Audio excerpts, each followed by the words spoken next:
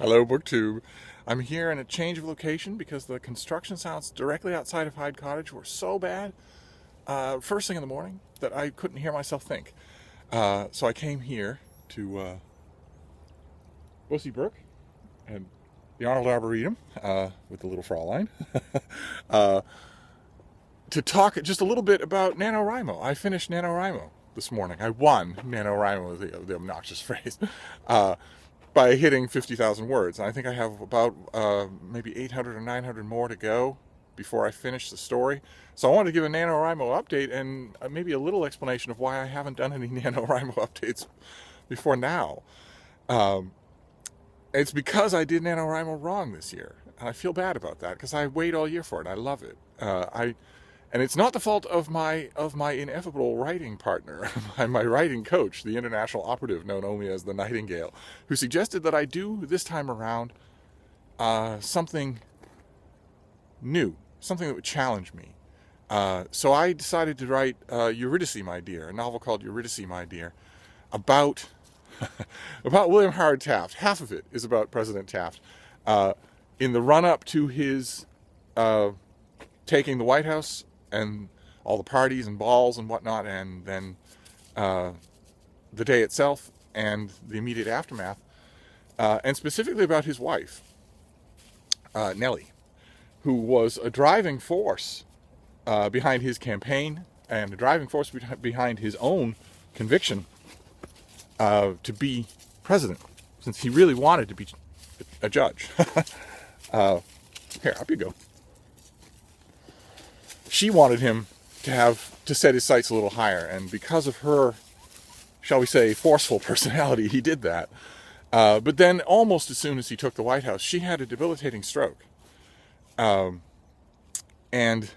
was left totally incapacitated for a while, and so was he. Couldn't use one half of her body, couldn't really make coherent speech, and this was this happened to him while he had to be an active politician. And he came back to her as often as he could, almost all the time, to sit in her semi-darkened room and make her laugh and help her to learn English again. And that story always struck me as very touching. And it occurred to me that I could tell that story. I've done it before. I wrote a whole novel about Taft that had that as a couple of really good scenes. And then I thought the Nightingale's advice is correct. I should try something new, something that I'm not sure I can do. So I interwove the story of Taft leading his wife out of the darkness of her stroke with the story from Greek mythology of Orpheus, who also lost a wife to whom he was devoted, to the underworld, and went to the underworld to get her back. So every other chapter, most of the chapters were, what's the matter, baby? I'm going too slow for her, I think. Most of the chapters were straightforward historical fiction. Every other chapter was straightforward historical fiction. I shouldn't say most, half. Every other chapter, the alternating chapters were the story of Orpheus and Eurydice told in verse, which that was the challenge. That was the thing I've never tried before. And it was tremendously enjoyable.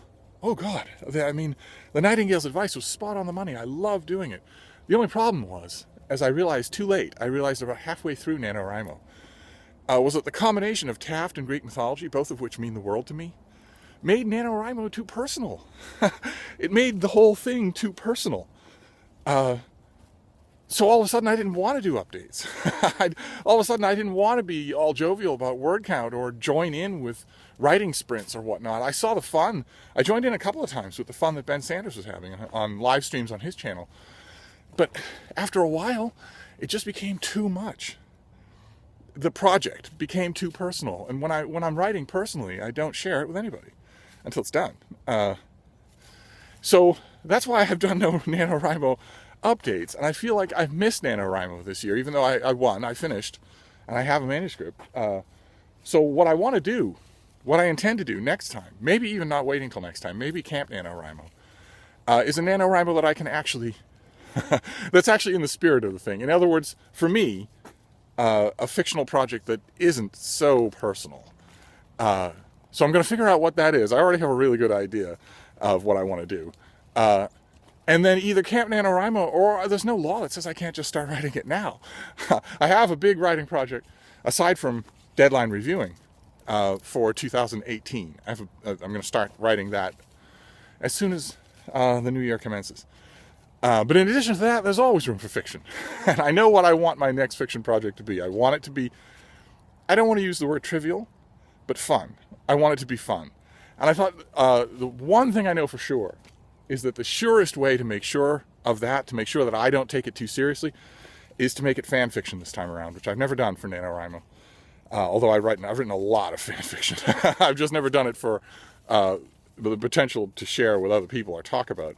And I'm going to do that this time. I just have to figure out which world I'm going to inhabit. But anyway, that was just a quick video to give you a NaNoWriMo update and to get some peace and quiet.